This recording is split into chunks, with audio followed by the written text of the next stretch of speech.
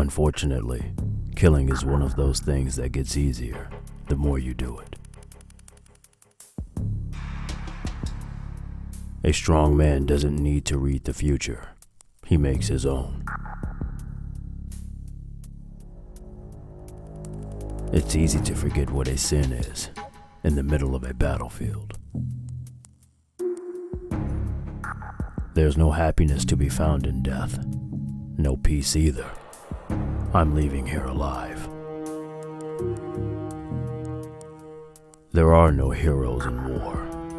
The only heroes I know are either dead or in prison. One or the other. I believe at any time, any place, people can fall in love with each other. But if you love someone, you have to be able to protect them. A name means nothing on the battlefield.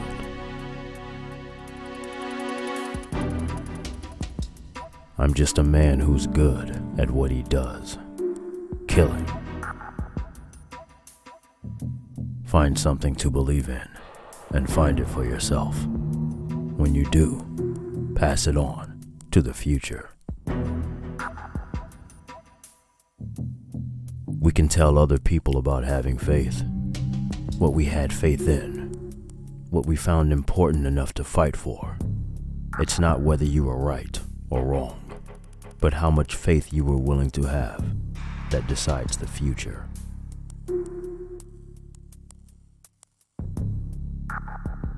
I'm no hero. Never was. Never will be. He who controls the battlefield controls history. I'm a shadow, one that no light will shine on. As long as you follow me, you will never see the day. War has changed. What little time I have left will be spent living as a beast, a shadow of the inside of the old age. It's only when I'm cheating death on the battlefield, the only time I feel truly alive.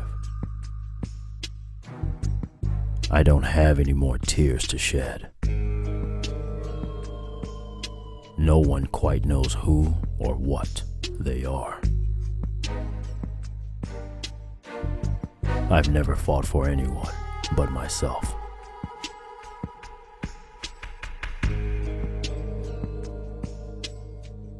Life isn't just about passing on your genes. We can leave behind much more than just DNA. Through speech, music, literature, and movies. What we've seen, heard, felt anger, joy, and sorrow. These are the things I will pass on. That's what I live for. We need to pass the torch and let our children read our messy and sad history by its light. We have the magic of the digital age to do that with. The human race will probably come to an end sometime, and new species may rule over this planet. Earth may not be forever, but we still have the responsibility to leave what trace of life we can. Building the future and keeping the past alive are one and the same thing.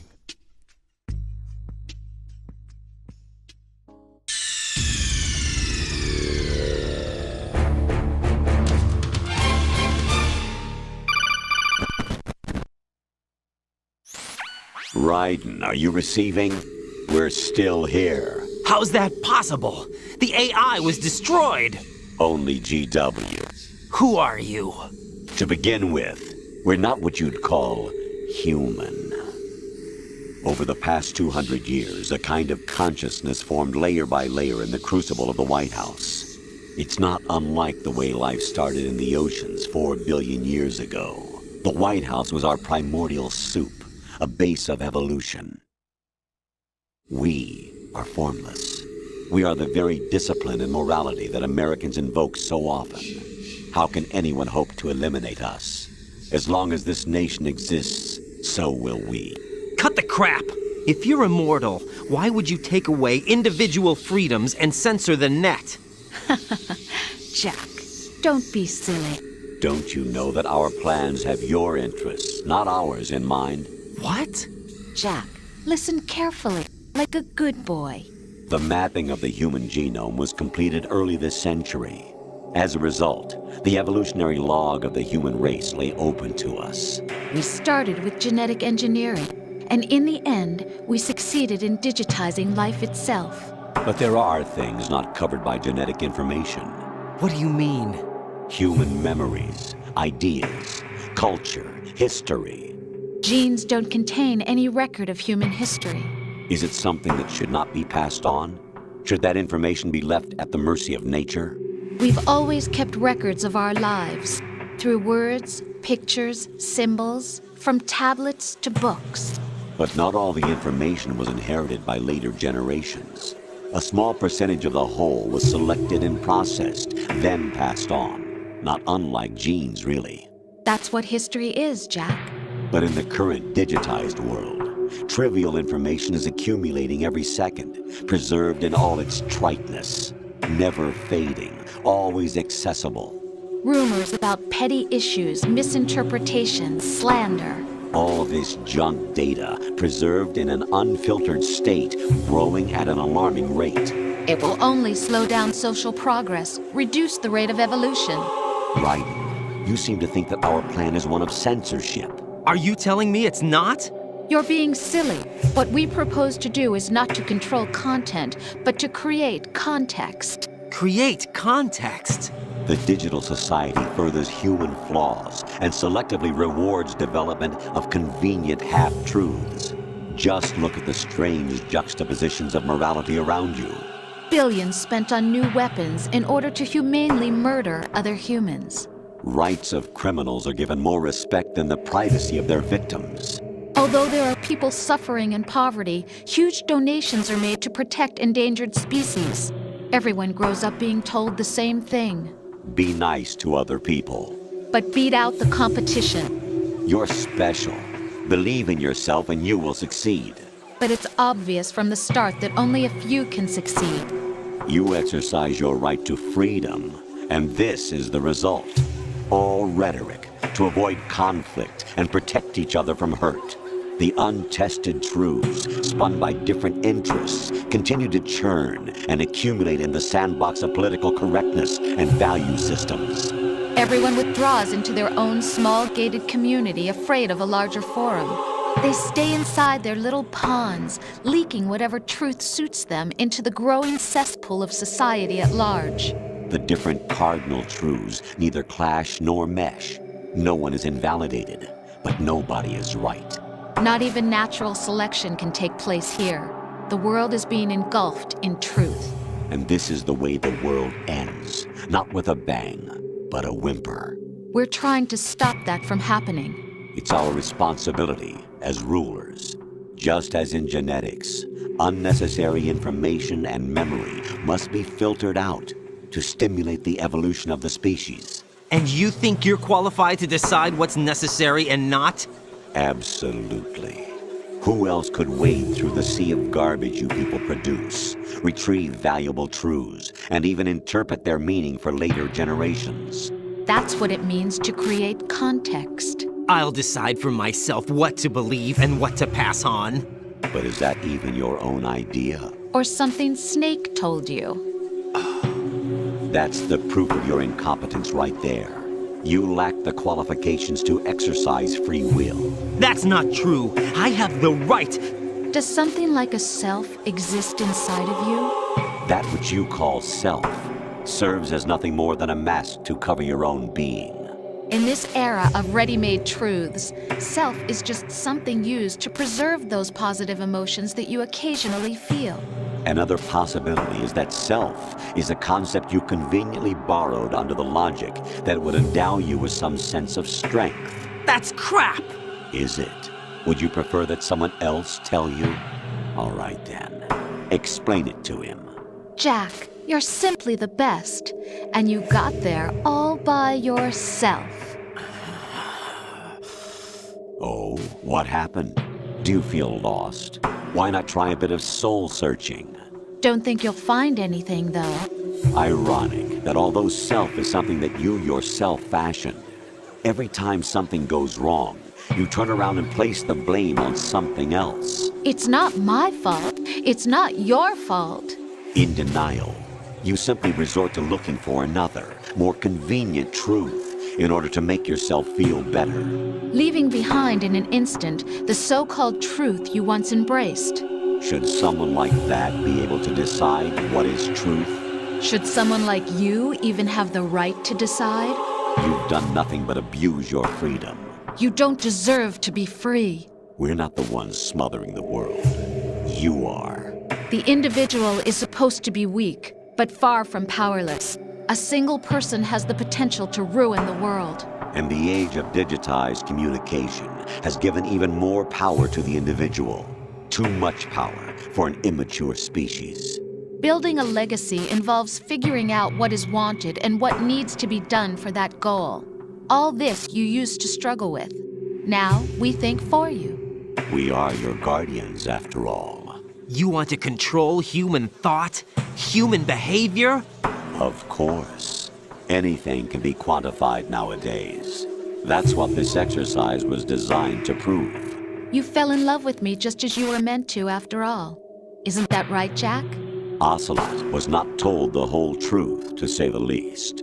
We rule an entire nation. Of what interest would a single soldier, no matter how able, be to us? The S3 plan does not stand for solid snake simulation.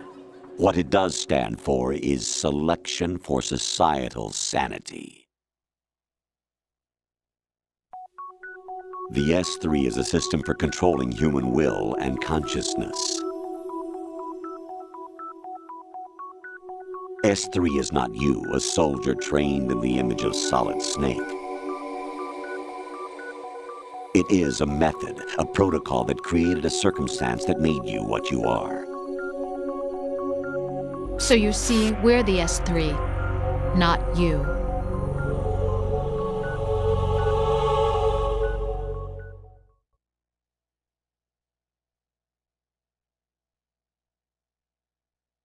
What you experienced was the final test of its effectiveness. That's crazy. You heard what President Johnson said. The Arsenal's GW system is the key to their supremacy. The objective of this exercise was to establish such a method. We used Shadow Moses as a paradigm for the exercise. I wonder if you would have preferred a fantasy setting. We chose that backdrop because of its extreme circumstances. It was an optimal test for S3's crisis management capacity. If the model could trigger, control, and solve this, it would be ready for any contingency. And now, we have our proof.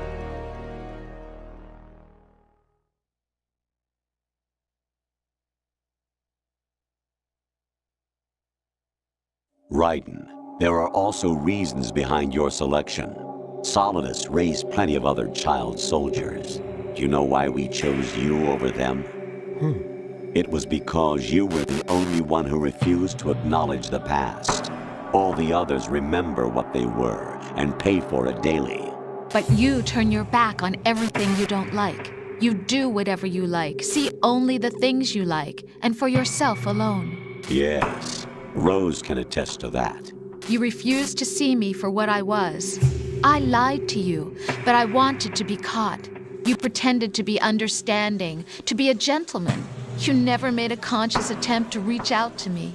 The only time you did was when I gave you no choice but to do so. I was just trying not to. What? Trying not to hurt me?